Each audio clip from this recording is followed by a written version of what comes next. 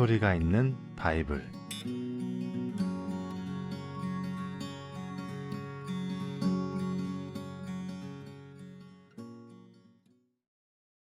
사가랴와 엘리사벳. 이스라엘 어느 작은 동네에 사가랴와 그의 아내 엘리사벳이 살고 있었습니다. 두 사람은 서로 아주 많이 사랑했습니다. 또 하나님을 많이 사랑했지요. 사가랴와 엘리사벳은 예수님이 이 땅에 오실 것을 알고 있었습니다. 그런데 언제 오실지는 몰랐었지요. 사가랴와 엘리사벳은 예수님이 빨리 오시기를 하나님께 기도드렸습니다. 그리고 또 다른 것도 기도했는데 바로 아기를 달라는 기도였지요. 두 사람은 아기를 달라고 하나님께 몇 년 동안 계속 기도했지만 아기는 생기지 않았습니다.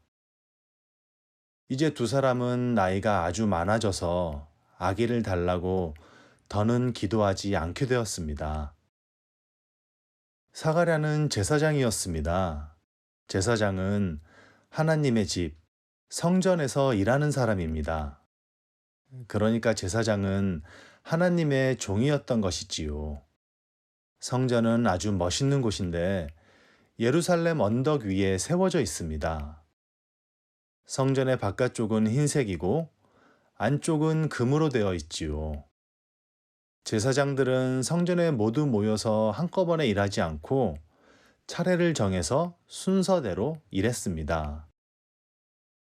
사가랴가 당번이었던 어느 날, 사가랴는 멋있는 흰색 제사장 옷을 입고 성전이 있는 예루살렘으로 떠났습니다.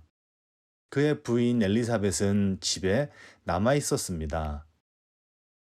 성전에는 멋진 물건들이 많았습니다. 전부 금으로 만들어진 것들입니다. 성전에는 황금으로 된 향단도 있었지요.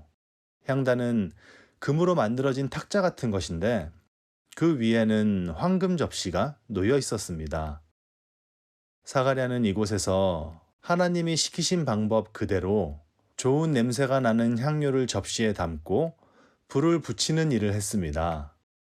그러면 좋은 냄새가 성전에 가득해지지요. 그때 갑자기 신기한 일이 일어났습니다. 사가랴가 깜짝 놀랄 일이 일어난 것입니다. 황금 향단 옆에 천사가 서 있는 것이었습니다. 하나님의 천사 중 가장 중요한 천사 가브리엘이 나타났습니다. 가브리엘은 사가랴가 놀라는 것을 보면서 말했습니다. 사가랴, 겁내지 마세요. 아주 좋은 소식을 전해주러 왔습니다. 엘리사벳과 당신은 아기를 갖고 싶어서 오랫동안 같이 기도했죠. 그 기도를 하나님께서 들으셨습니다. 1년이 지나면 하나님께서 엘리사벳에게 아들을 주실 겁니다. 그 아기 이름을 요한이라고 지으십시오. 요한이 크면 하나님을 위해 아주 중요한 일을 하는 하나님의 종이 될 것입니다. 요한은 사람들에게 예수님이 곧 오신다는 것을 알려주는 일을 하게 될 것입니다. 우리 집에 아기가 태어난다고요? 사가랴가 믿을 수 없다는 목소리로 물었습니다. 나와 내 아내는 아이를 낳기에 너무 늙었습니다. 헌데 어떻게 그런 일이 일어날 수 있겠습니까? 그러자 천사 가브리엘이 화가 나서 말했습니다. 당신을 놀리는 것이 아닙니다. 하지만 당신이 내 말을 믿지 않으니 그 벌로 당신은 지금부터 말을 할 수 없게 될 것입니다. 아들이 태어난 후에야 다시 말을 하게 될 것입니다. 이렇게 말하고 천사 가브리엘은 다시 하늘나라로 돌아갔습니다. 이제 사가랴 혼자 남게 되었지요. 잠시 후 사가랴가 성전에서 나와 사람들에게 말을 하려고 하는데 아무 말도 할 수가 없었습니다. 천사 가브리엘 말처럼 정말 말을 할 수 없게 된 것이지요. 사가랴는 엘리사벳이 있는 집으로 돌아갔습니다. 엘리사벳에게 천사가 전해준 소식을 말해주려고 했지만 역시 말을 할 수가 없었습니다. 그래서 글을 써서 알려주었습니다.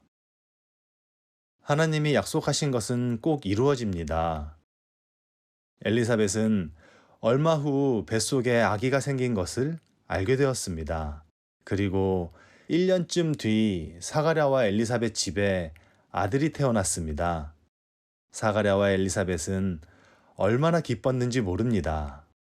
이렇게 나이가 많은데 아기를 얻게 되다니. 더구나 이 아기는 천사가 말한 대로 아주 특별한 사람이 될 거니까요.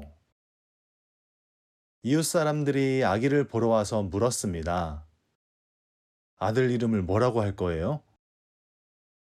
사가랴는 그때까지 여전히 말을 할 수가 없어서 바닥에 이렇게 썼습니다.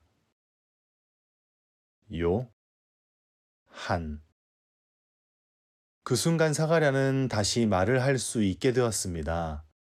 다시 말을 하게 된 사가랴는 자신의 기쁨을 노래로 불렀습니다. 그 노래는 아들 요한에 대한 것이었습니다. 그리고 요한이 커서 하게 될 훌륭한 일들에 대한 것이었지요. 그뿐 아니라 사가랴는 이제 곧 오실 예수님에 대해서도 노래했습니다.